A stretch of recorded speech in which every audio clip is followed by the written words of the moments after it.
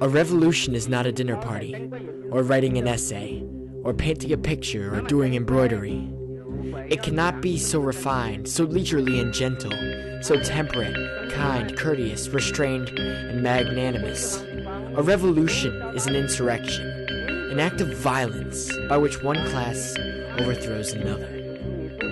Mao Zedong, from Report on an Investigation of the Peasant Movement in Hunan. China is a land of history, a land of cyclic rule and revolution, a land of change. Dynasties came and went, generation after generation, until 1911, when the Xinhai revolutions kicked the emperors from their seat of glory and made China a republic. This era would not last long. Mao Zedong and the Chinese Communist Party were already growing in strength, preparing to rear their heads and take over, which they would, creating a communist nation that has greatly shaped the world as we know it today. Large Soviet influence, widespread poverty, and dissatisfaction with the government led to the growth of the Communist Party of China. Events such as the Shanghai Massacre and the Long March made the members extremely loyal. Through a long, brutal, bloody war with outside influences playing a large role, the Reds, with Mao Zedong at their head, would fight their way to a new nation's creation, the establishment of a world power that would have not been so strong without the war, the leaders it created, and the loyalty it built.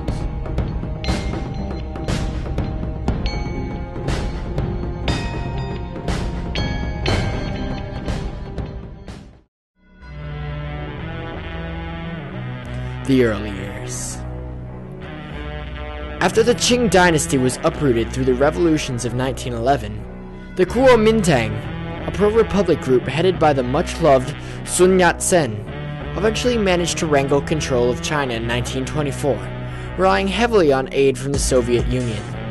The Soviets helped the Kuomintang, or the KMT, get the Republic of China going again after the election of power-hungry Yuan Shikai, who declared himself emperor in 1915. Support was also given to the growing Communist Party of China, or the CPC, and the two parties were uneasy allies, competing with each other for resources from the USSR. While the Communists were looked down upon for their political views, thanks to the great leadership of Sun Yat-sen, they were tolerated and lived relatively easily in the Republic. All that changed when Yat-sen died in 1925, and Chiang Kai-shek assumed power.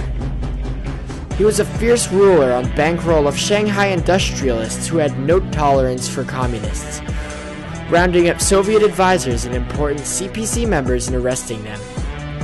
In 1927, the KMT outlawed the Communist Party of China and converted the Republican government into a nationalist system.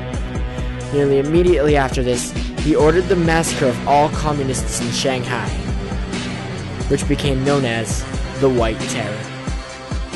This brought about huge disapproval for the government and readied the CPC for war. The Communist Party of China went underground and began to launch small attacks on the nationalists while gaining the support of the rural Chinese. The KMT, while attempting to root out the communists, had its own set of problems in the Central Plains War, a civil war in the nationalist government that nearly bankrupted the Chinese government and resulted in around 300,000 casualties. Chaos was everywhere. Enough chaos that when the Japanese conquered Manchuria, it was only a minor concern compared to the increasing tension between the two parties. The KMT attempted 5 different campaigns to eliminate the CPC, but they all failed. The communists realized they were vulnerable and prepared for the Long March. The Long March. The CPC knew that their base of operations in the south of China was extremely vulnerable to attack. They needed to move north and prepare a strategically better position. Hundreds of thousands of communists marched in October of 1934. The loyalty and sense of camaraderie forged would be essential to the overthrow of the nationalist government. A man named Mao Zedong, a small-time leader in the CPC, gained much respect and began his climb to total power. He helped a pilgrimage of around 8,000 miles that lasted more than 370 days be a success. Zedong's use of strategy to avoid danger such as small donkey-powered supply trains moving at night to avoid air assaults, and using winding routes to ensure difficulty in being attacked or have movements predicted, ensured that the advantages the KMT possessed could be outweighed by the smarts of the communists. They slowly took towns from the grip of the nationalists, using clever maneuvers and distractions to cross key locations such as the Yangtze River without losing a man. The Long March ensured Zedong a high commanding place in the CPC and established a leader who would change world history forever. The War of Liberation. Fighting abruptly stopped with the outbreak of World War II, with the encroaching trouble of the Japanese exploding into a full-out invasion. Events such as the Nanjing Massacre brought together the Chinese as a people. The Kuomintang and Communist Party fought as one, albeit very uneasily, to drive away the Japanese.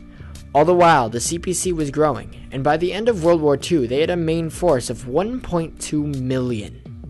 Also during this period, Mao Zedong became the leader of the CPC. After the Japanese were driven out, of course, the two groups pointed their guns at each other, and finally, in 1946, a full-scale civil war broke out. The war was hard for everyone, and neither side could make it on their own. Each side was supported by a different major world power. Mao and the CPC were assisted by their communist brothers, the Soviet Union, through the gift of Northern Manchuria. Chiang and the KMT received massive amounts of aid from the United States, who sent 150,000 American soldiers and trained 500,000 nationalists. The KMT stayed on the attack for most of the war, going at territories that were controlled by the communists. The CPC used this to their advantage, following a passive defensive strategy to wear out the KMT while not giving up much territory. When the Kuomintang were sufficiently weakened, the communists led a massive offense, killing over 2 million of the nationalist soldiers and destroying most of the army. They went on a path of destruction, eventually reaching the capital in Nanjing. The KMT government, already having swapped capital cities several times and under extreme duress by the communists, evacuated to Taiwan, establishing it as the Republic of China. They claim to this day that they are, in fact, the true China. On October 1st, 1949, the People's Republic of China was established. The city of Beiping was renamed Beijing and declared the new capital. Mao Zedong declared himself premier of the PRC, and a nation, a world power, was born.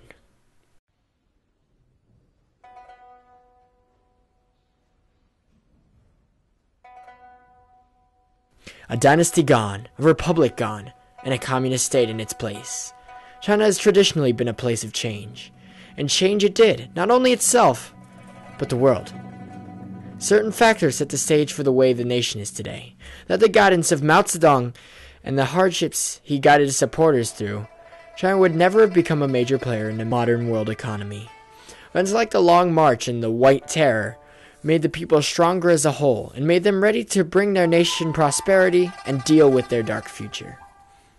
The Chinese Revolution sent shockwaves as it once again brought China back to the world stage.